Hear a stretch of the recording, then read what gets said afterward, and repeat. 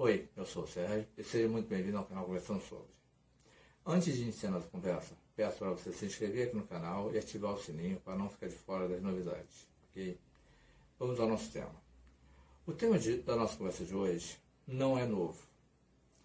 Já está em discussão há muito tempo.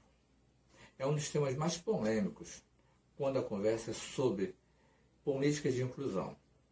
As cotas nos processos seletivos para a universidade e concursos públicos. Você é a favor ou contra as cotas? Me diz aí nos comentários. E vamos à nossa conversa sobre políticas de cotas.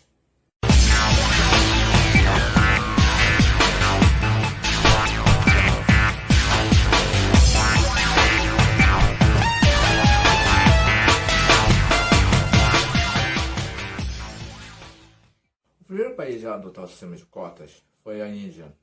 Pois na Índia existia o sistema de castas, que é um sistema que era de distribuição de tarefas. Como essa distribuição de tarefas tinha um preceito religioso, todos aqueles que foram selecionados para determinadas tarefas, seus herdeiros tinham a obrigação de fazer a mesma tarefa. E tinham aqueles que não foram incluídos em nenhum tipo de castas. Então esses e os de castas mais baixos eram excluídos do sistema público de ensino, da administração pública e de cargos políticos. Em 1957, a Índia abandonou o sistema de castas e adotou o sistema de cotas para tentar incluir esses excluídos até então no sistema de educação, na administração pública e em cargos políticos. O sistema de cotas, como nós conhecemos hoje, o primeiro país a adotar foi os Estados Unidos, em 1960, pelo então presidente John Kennedy, na intenção de diminuir a desigualdade entre brancos e negros. Porém, o que poucos sabem é que isso beneficiou os negros de classe média. Os negros mais pobres continuaram sem nenhum ou quase nenhum direito. Em 2007, a Suprema Corte norte-americana tornou ilegal o sistema de cotas. Porém, algumas universidades continuam claramente usando esse sistema para selecionar alguns de seus alunos. No Brasil, o sistema de cotas tornou-se conhecido nos anos 2000. A Universidade do Estado do Rio de Janeiro, a UERJ, foi a primeira universidade pública no Brasil a utilizar o sistema de cotas no seu vestibular. Isso foi em 2003. A universidade usou uma lei estadual, qual reservava 50% das vagas para os alunos que vinham das escolas públicas do Estado. A primeira universidade federal a utilizar o sistema de cotas foi a Universidade de Brasília, em 2004. Em 2007, o debate sobre as cotas raciais se ampliou. A proposta das cotas de estudantes vindo das escolas públicas e uma subcota para negros, pardos e indígenas foi enviada ao Supremo Tribunal Federal para analisar se era constitucional tal proposta. E a Corte foi unânime ao dizer que sim. Então, em 2012, a então presidente Dilma Rousseff sancionou a Lei 12.711, que regulamentou as cotas em universidades e institutos federais de ensino. E segundo a Lei 12.711, quem tem direito a essas cotas são os deficientes físicos, os estudantes que fizeram todo o seu ensino médio em escola pública e têm baixa renda familiar, e os estudantes que fizeram todo o seu ensino fundamental em escola pública e ao terminar o fundamental desejam entrar em uma instituição de ensino técnico federal. Apesar do STF dizer que é constitucional ter sido sancionado uma lei em 2012, hoje em dia esse assunto ainda gera muita polêmica. Vez ou outra, há um debate sobre esse assunto na televisão, no rádio, na internet. E uma vez ou outra, aparece uma pessoa que é contra as cotas com um argumento razoável, porém que não se sustenta a uma análise um pouquinho mais profunda. Um dos principais argumentos dos que são contra as cotas é que as cotas ferem o princípio da igualdade, assim como está no artigo 5º da Constituição, que diz que todos são iguais perante a lei, sem distinção de qualquer natureza. E se apegam a isso para dizer que a lei das cotas é inconstitucional. Para os ministros do STF, não é bem assim. como já foi dito, em sua unanimidade, a Corte achou que sim, é constitucional essa lei. Como disse Marco Aurélio Melo e Joaquim Barbosa na época, existe a igualdade formal, como está escrito na Constituição, todo cidadão é igual perante a lei, e existe a igualdade material, que é algo a ser atingido, deve ser incentivado, garantindo a igualdade de oportunidades. Mas na mesma Constituição existe o artigo 3º que fala sobre essa igualdade de oportunidades.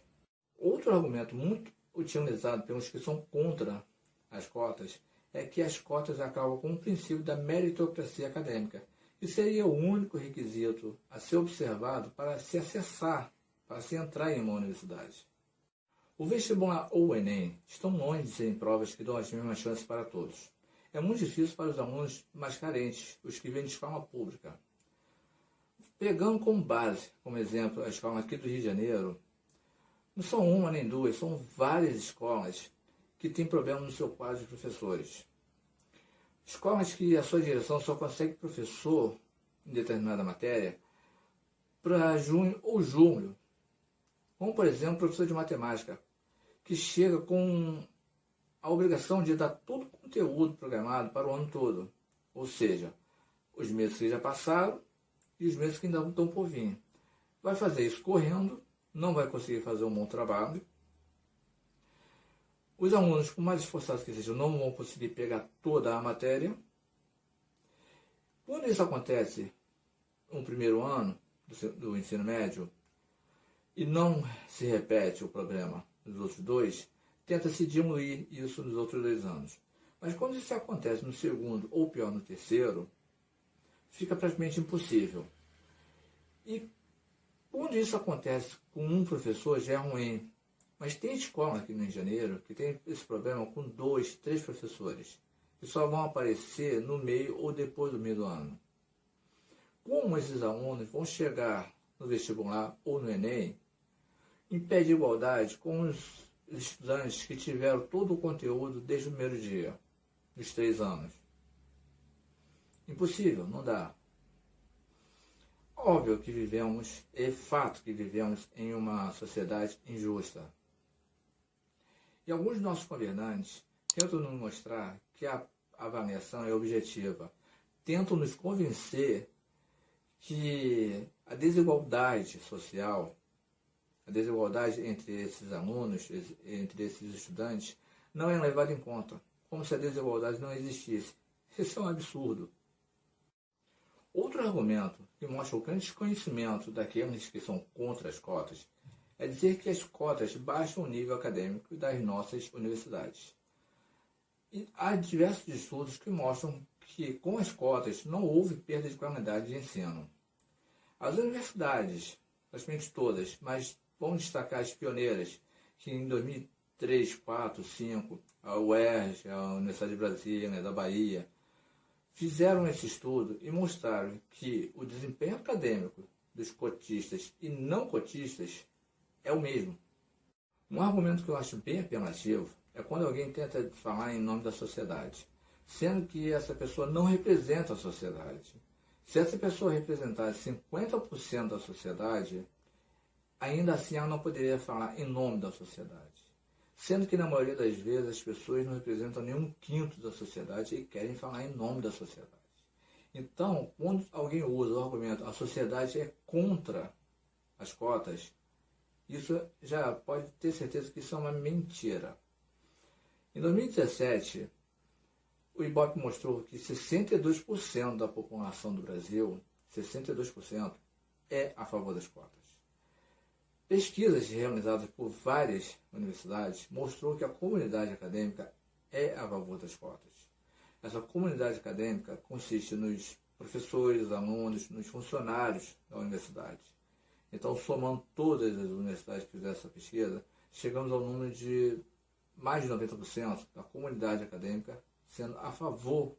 Outro argumento que eu acho um pouco apelativo é dizer que as cotas não podem incluir critérios raciais ou étnicos, devido à grande miscigenação da sociedade brasileira, que dificulta distinguir quem é branco ou negro. Sem dúvida, somos uma sociedade mestiça. Mas aí dizer que por causa disso temos uma igualdade de valores e de oportunidades já é ilusório. No dia a dia, o que vemos são atos discriminatórios por causa da sua cor de pele, sua etnia, origem, seu sotaque, o sexo, orientação sexual. No Brasil, a maioria se identifica como negra ou parda. E essa maioria é pobre, sofre discriminação e tem menos oportunidades. Há um argumento que na primeira vez que eu ouvi também me fez parar para pensar. Isso porque eu ainda não havia lido a lei. Ou seja, esse argumento é de quem não leu ou para inflamar quem não leu. E é o seguinte, esse argumento. As cotas vão beneficiar os negros. E os brancos pobres, como é que ficam? Esse projeto, inicialmente, beneficia, sim, os estudantes vindo de escolas públicas. Ou seja, inicialmente é uma cota social, que dentro dessa cota foi criada uma subcota racial e étnica. Vamos parar um pouquinho para pensar. Essas pessoas que hoje são contra as cotas, no passado nunca levantaram a voz para nenhum sistema de cotas já existente. Por que estão fazendo isso agora? Sempre existiu o sistema de cotas, privilégios. E ninguém nunca levantou a voz contra isso. Pelo menos dessas pessoas que hoje não levantam a voz contra as cotas raciais, sociais, nunca se levantaram contra as cotas já existentes. Como, por exemplo, as escolas militares. Sempre existiram para filmes de militar. Nunca teve prova de acesso abrangente para toda a sociedade. Sempre foram limitados a filmes militares. E o dinheiro que banca essas escolas sai do mesmo lugar que hoje vão bancar os cotistas. Que hoje bancam os cotistas. Ou seja, o dinheiro público vindo de impostos de toda a sociedade. E, no entanto, esse dinheiro era para alguns, não para todos. E poucas pessoas, que eu lembre, levantaram a voz para falar sobre isso. Porque hoje, esses que nunca levantaram estão falando hoje sobre as cotas raciais e sociais. Um argumento que eu realmente achei bom, que realmente fez pensar, é que as cotas são inúteis sozinhas, pois o grande problema não é acessar a universidade, e sim permanecer lá. E realmente é verdade. O que nós vemos muito são jovens desistindo, tanto do ensino médio como do curso superior, por vários motivos. Então, esse sistema de cotas tem que vir com uma estratégia de permanência, tudo fazendo parte da mesma política pública. Todos nós sabemos que as cotas não é a solução para a desigualdade social. É um paliativo que ajuda a diminuir essa desigualdade existente e aumenta nem seria um pouco a oportunidade de acesso ao curso superior para uma parcela da sociedade excluída, assim como eram excluídos os indianos de certas castas. Outro argumento que mostra, no mínimo, desconhecimento de causa é que as cotas prejudicam os negros, pois é como se estivesse dizendo que eles não têm a competência de entrar na universidade por eles mesmos. Esse tipo de argumento nem passa pela cabeça dos negros e muito menos na cabeça dos cotistas. As cotas para eles é uma vitória da democracia. Nenhum deles se considera menos merecedor da vaga que ocupa. Hoje, nas universidades, nós encontramos estudantes pobres, negros e diversas comunidades indígenas. E para eles, isso é um orgulho. Para eles e seus parentes. As ações afirmativas são soluções paliativas para um problema.